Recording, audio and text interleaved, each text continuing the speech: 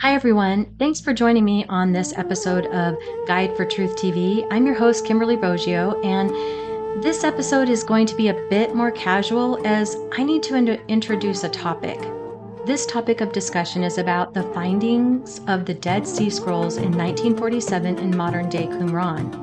In my new series, Visualizing the Bible, I'm going to read the Bible through the stories it tells instead of reading from chapter to chapter, verse by verse, because I believe it's important to read Scripture in its full context.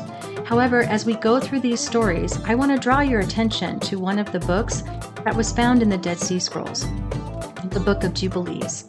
The reason I'm bringing this up now is because in this book, there is a more detailed account of the creation story we find in the book of Genesis.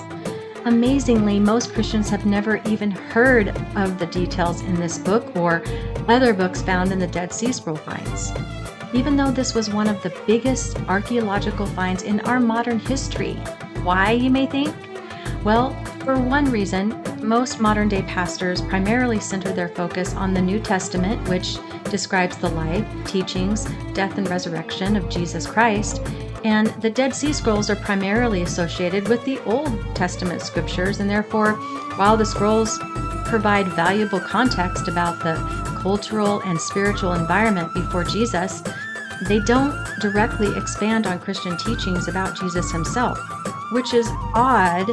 They say that because the early church didn't have the New Testament to glean from.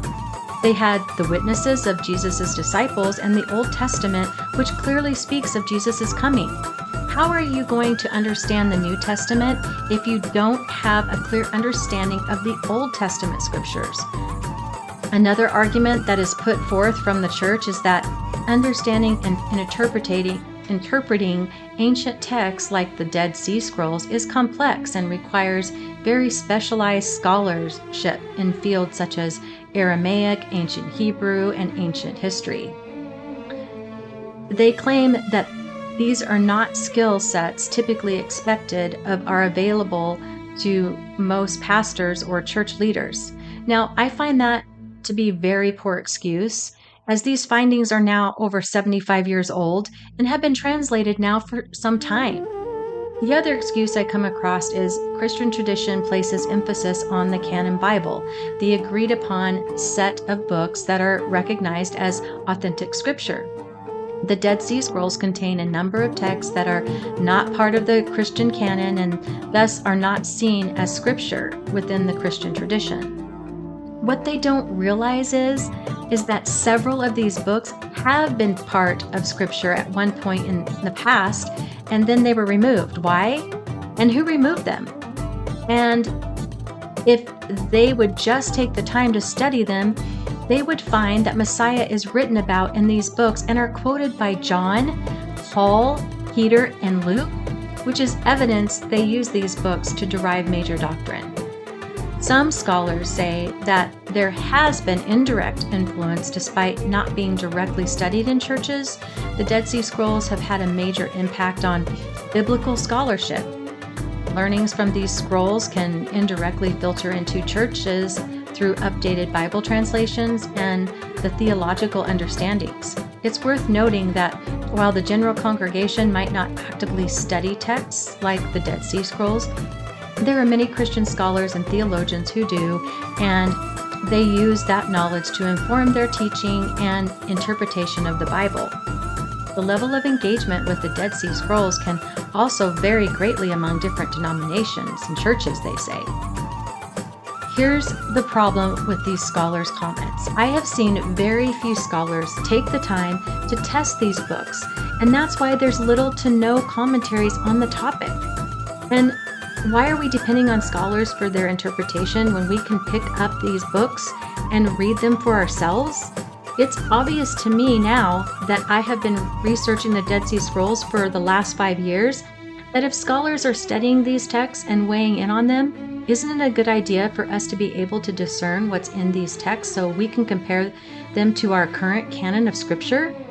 I mean, all of the books of the Old Testament were found in this find, with the exception of the Book of Esther, which we'll talk about at a later date. The Book of Jubilees was found in the same scroll jar as the Book of Genesis. Thank goodness for Christians who are seeking the truth and have taken the time outside of the church's traditions to research this for themselves. In my own studies, I have found some of these courageous Bible researchers that introduced me to their extensive and exhaustive study, not only on the books found in the Dead Sea Scrolls, but also researching the history behind these books. Was it the Essenes that lived in Qumran and the keepers of the Dead Sea Scrolls, as we have been told? Boy, are you going to be blown away once we look at the evidence they have uncovered.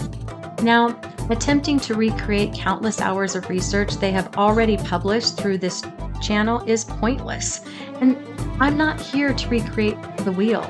My goal is to draw your attention to these incredible findings that I believe will revolutionize your understanding of Scripture and ancient history that, frankly, has been hidden from us up until 1947. By introducing you to their content and pointing you to their website and channel, you can do your own research and discern for yourself as we go through the stories of the Bible. Folks, I have spent hundreds and hundreds of hours reading and watching research content, not just by these researchers, but there are other researchers that I will introduce you to when we come to some of the topics we will be discussing as we go along the stories of the Bible. They too have done countless hours and years of research. It's our responsibility to prove all things and hold fast to that which is good, as Scripture tells us. That includes the messages and information we are getting from our pastors and scholars. So let's test it. Look for the information on my researchers' friends at The God Culture in the description below, and also check out their free ebook of the Book of Jubilees so you can study along this series with me. This is going to be an amazing journey that I hope you will join me on, and I promise you won't be disappointed. Thank you for watching the Book of Jubilees series. Please subscribe to our YouTube channel and remember to click the bell so you can be notified when we upload more content, and share this video with your friends and family. We look forward to bringing you our new website under construction. It's coming soon. And remember what Paul wrote to Timothy, to study, to show thyself approved unto God, a workman that needeth not to be ashamed, rightly dividing the word of truth. See you on the next video. Yah bless to everyone.